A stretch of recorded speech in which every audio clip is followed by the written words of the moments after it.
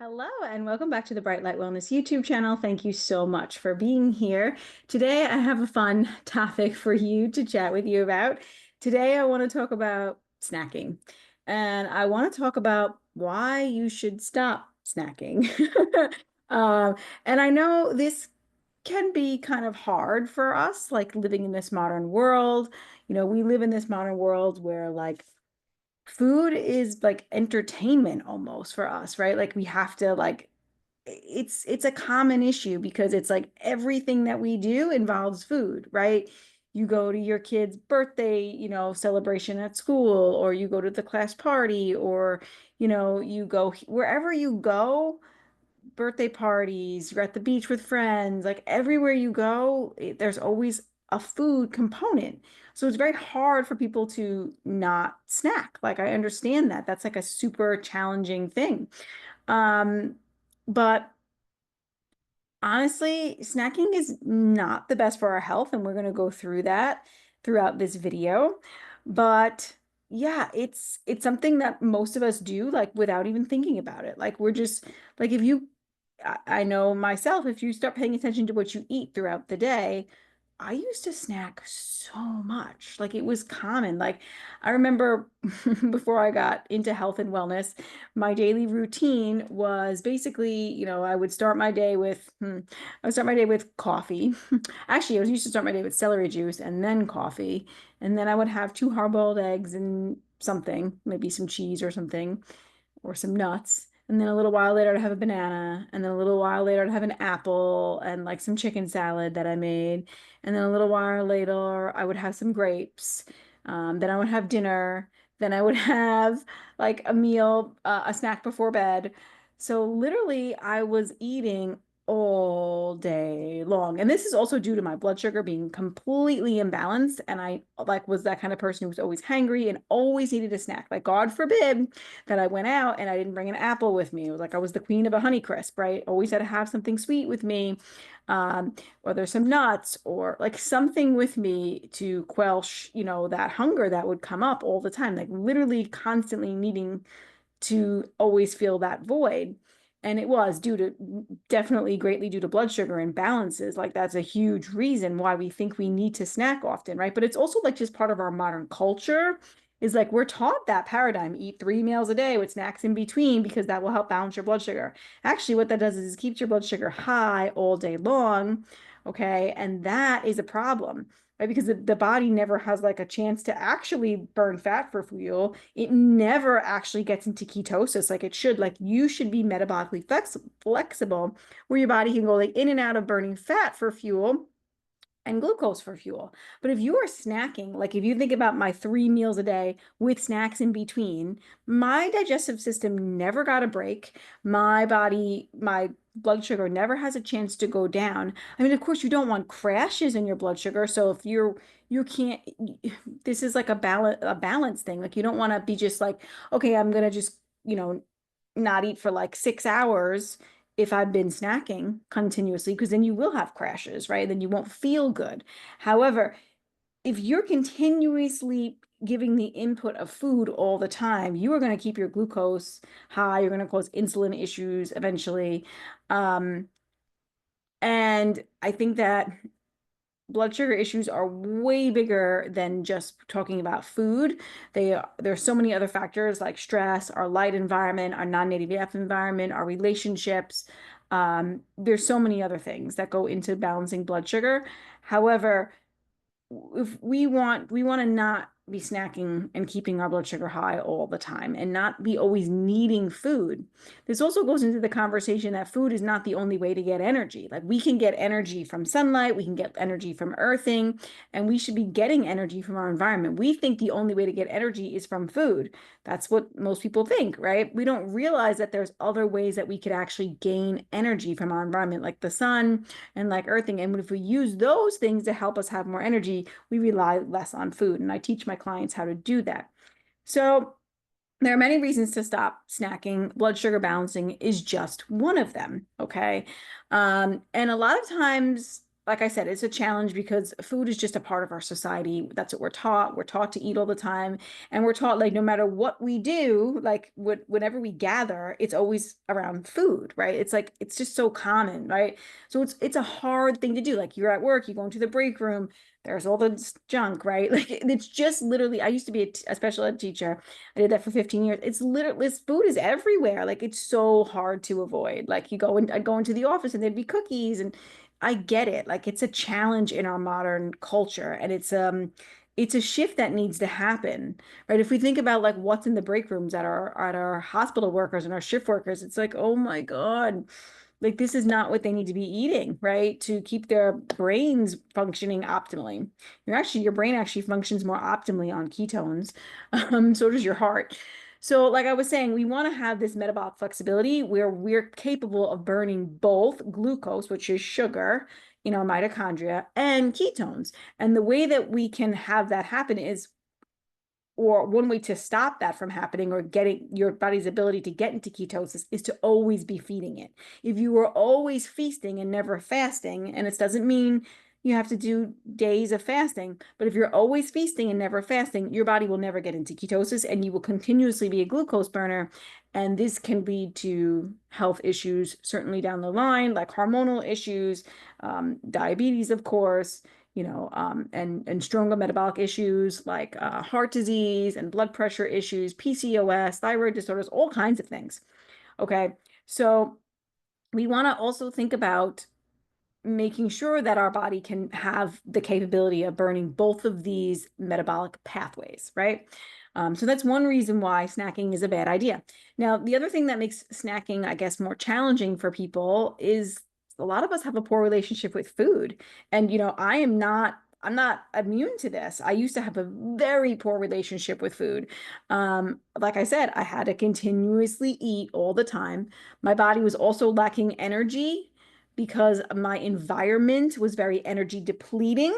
And I never used nature to gather energy. So I always needed the input of food, right? And my blood sugar was unbalanced and unstable. And I was a sugar burner and I didn't know how to burn fat for fuel, right? All of these things were coming into play.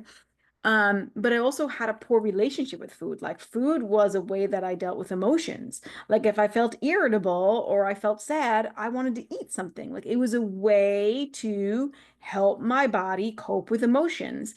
And then I started learning how to use exercise to cope with emotions, which is also not good. Like we need to learn how to really cope with our emotions and not be using food and exercise as a coping mechanism, right? We have to really deal with the things that are coming up and let them come up and out. And there's lots of ways to do this. There's journaling, there's meditation, there's all kinds of things. There's homeopathy, there's EMDR, there's EFT tapping, there's rhythmic movement method, which is something that I teach. Like there's a lot of ways for us to move emotions through, right? But we cannot use food or even exercise as coping mechanisms. I know I've done both. I was the girl who I would be sad and I'd want to eat some ice cream, right? Or I'd be frustrated and I'd want to have a snack, right? I'd go grab some chocolate out of the cupboard. I get it. Like I'm not blaming or shaming you. I'm just saying these are not really good coping strategies that we want to be using. And then I also think like people think like food is just like inconvenient, like they don't want to deal with it, right? They don't want to actually, because for your body to like be able to go a few hours between meals, right? You are going to have to eat nourishing foods at your meal times, right? So if you're eating like a donut, you're going to be hungry very quickly, right? So we need to be eating proteins, fats, and carbohydrates at our meal, and we need to have like real whole foods, likely that we're cooking at home. We don't want to be eating anything processed or packaged or things like that because that's going to be your body's gonna, it's quick energy. Like when we give our body quick energy, it burns through it fast. And the body's like, oh, I need more. Oh, I need more. Oh, I need more. But when you eat like healthy saturated fats and just healthy fats in general, and that's another conversation for another video. But if you eat healthy fats and, proteins and like, complex carbohydrates, like your body's going to be like, oh, it takes longer for you to burn through it, and then you're more satiated and you could go longer between meals, right? But we definitely think food is like inconvenience, like something we have to do. Like we don't spend the time cooking our meals, planning our meals, buying from foods, like buying like good whole foods, hopefully You're getting seasonal and local, which is something I really promote, but like sourcing good quality food from regenerative farmers and things like that. And nobody wants to cook anymore, and I get it, and that's due to our modern lifestyle. Like we have a problem in this society that creates disease is the fact that the way that we live creates disease. Like the fact that we have this hustle culture and just go go go, and there's never any time to cook meals. Like cooking a good meal, I got some chicken roasting with a butternut squash roasting in my oven.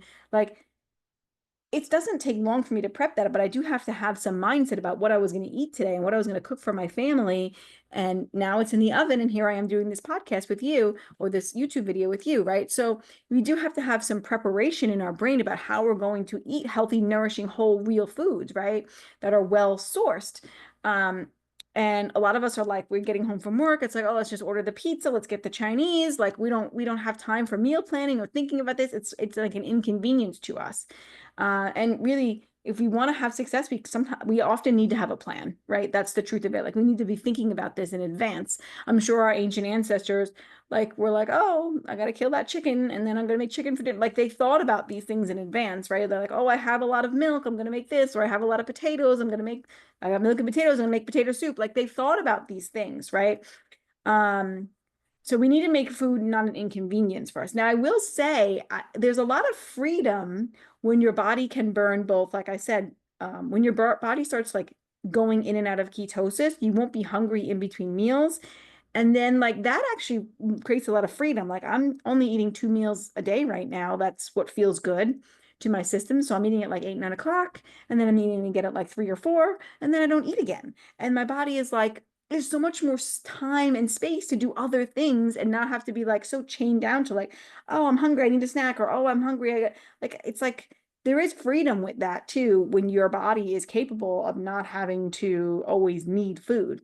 Now, you want to be careful not to get into a low leptin state. That's again another conversation, but um, we don't always want to be eating 2 meals a day. Like everything in nature has rhythmicity, right? So winter and spring, because spring, a lot of things haven't started growing yet. I eat a very seasonal local diet. The winter, especially towards the end of winter and the spring, is more like there's more scarcity. There's not a lot of abundance. But as the summer comes and the fall comes, that's the season of abundance. And that's when you want to be giving your body more abundance, right? So there's this yin and yang of the seasons of like we should not be eating the same diet every day, 365 days a year. Like our gut microbiome should shift with the seasons, just like the light that was entering the light that touches our skin and enters our eyes, like the strength of the UV light that we receive.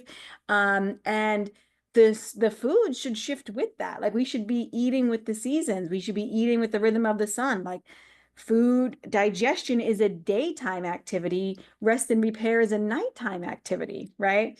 Um, and then I also think there's like this myth around like we should always eat when we're hungry. Like I really like that. Like just because you're hungry, does it always necessarily mean you need food? Maybe you're thirsty.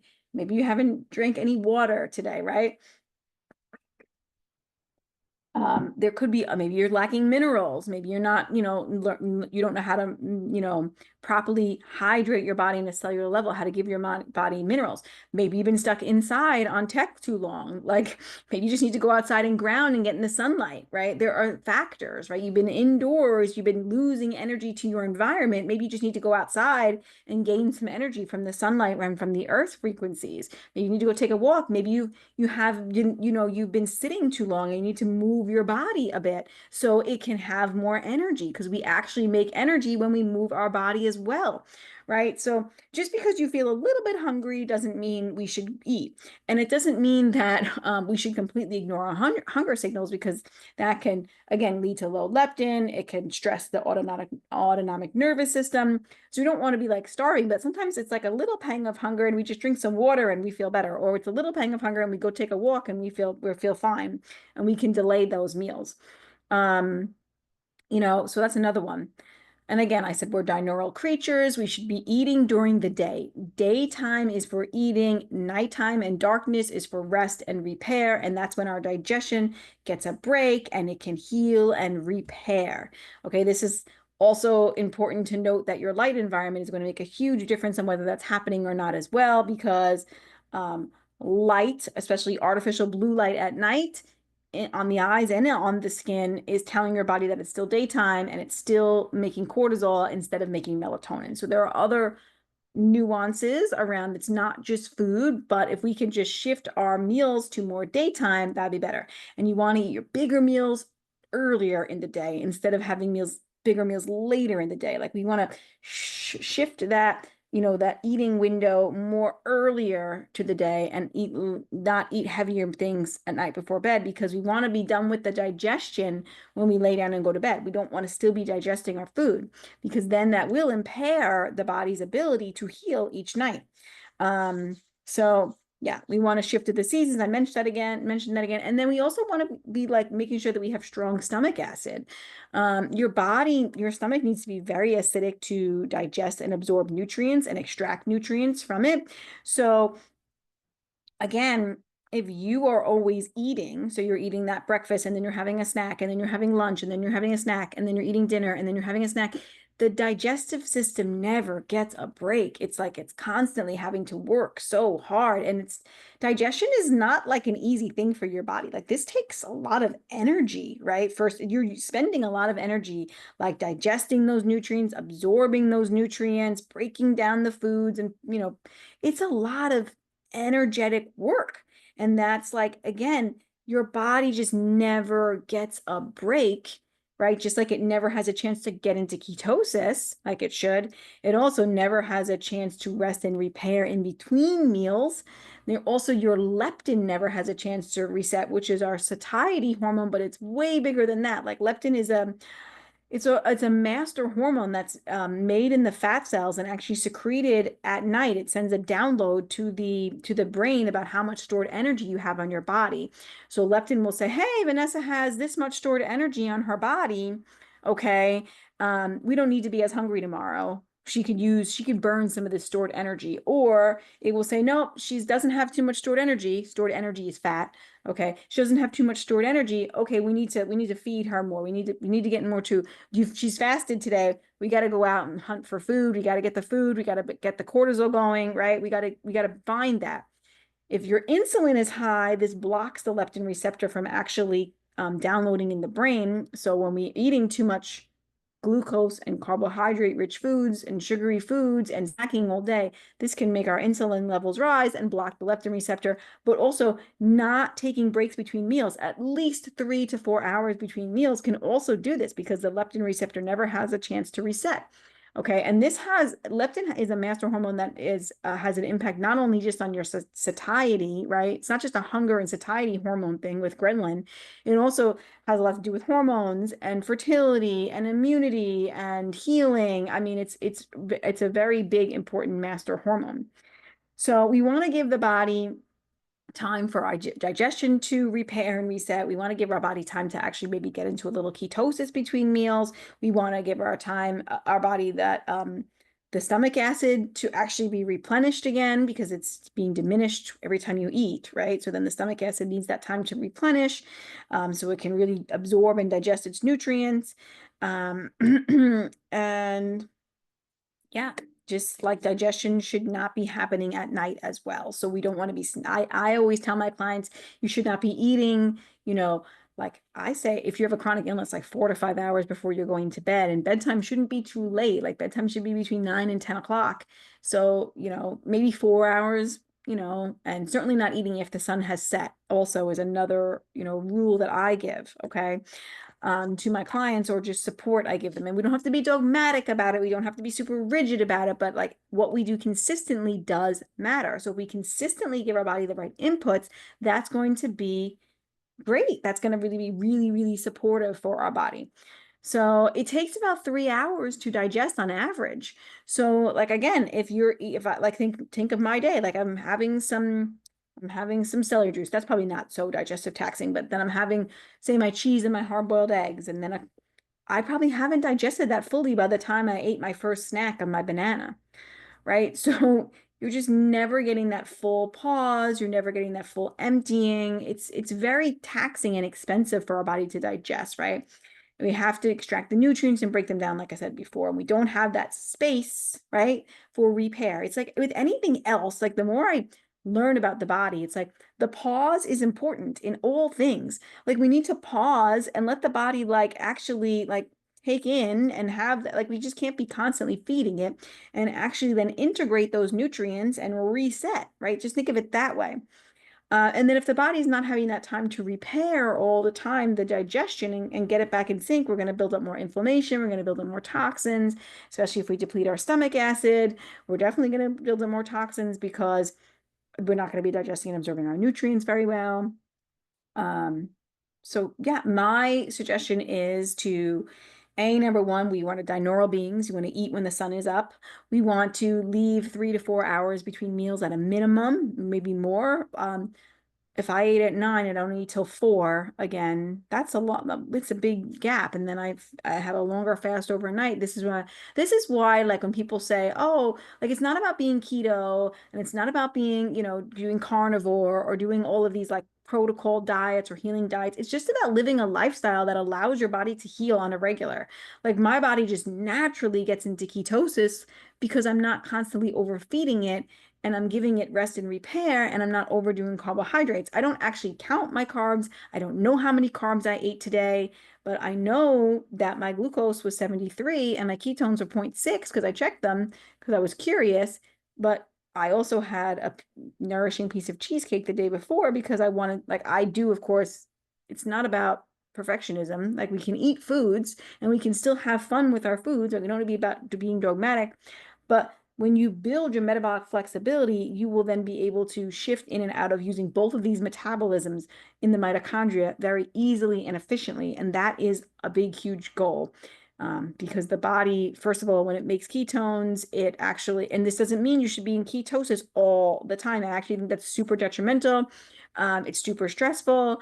It is damaging to our mineral balance. Like we should be coming in and out. That is the goal. But when you're in ketosis, your body actually makes way more metabolic water, which is like for cellular hydration because where fats enter in the electron transport chain. And like I said, your brain and your heart actually prefer ketones and actually work more efficiently. Because if you think about real world nature, how we grew up, like food stores are a modern convenience, like having this abundance of food. Like we live in this never ending summer where food is always abundant and we have everything available at our fingertips all the time. That's new. That's not how we evolved. And naturally, we would have had feast and famine all the time where the body had to get into ketosis. But most of us, myself included, until the last couple of years of me learning this and practicing this and implementing this, you're just always eating, so you're just always in the fed state and you're never giving your body the other metabolic pathway. It's just it never does it. So it's like relearning a skill. Your body has to relearn the skill, so it does take time. So if you're eating like every hour or every 2 hours, you're going to just slowly gradually expand that time and space between your meals, right? And yeah, I recommend seasonal and local.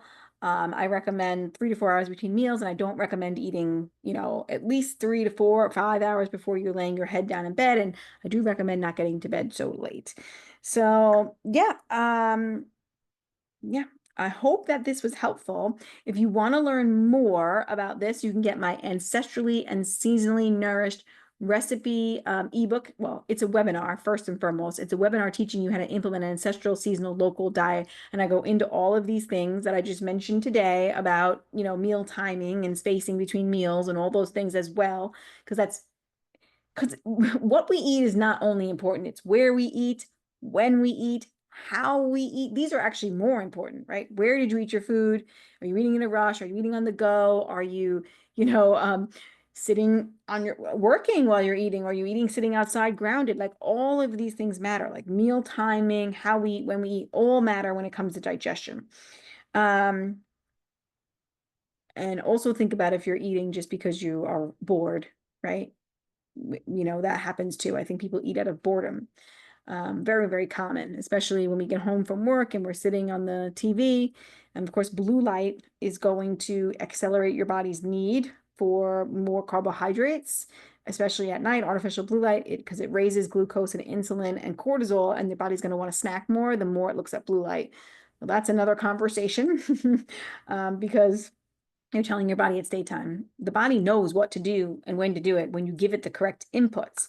So you can grab my back to that, I'm sorry. You can grab my ancestrally and seasonally nourished recipe ebook and webinar. So it's a 2-hour webinar teaching you how to implement an ancestral, local, seasonal diet with lots of resources. And then it also includes a recipe ebook. So I give you different recipes that are nourishing, whole foods, and I teach you the seasons of when you'd eat. So if there's a recipe, it's going to teach you when you would eat that recipe. And also I teach you the breakdown of like what carbohydrates you should be eating in each season.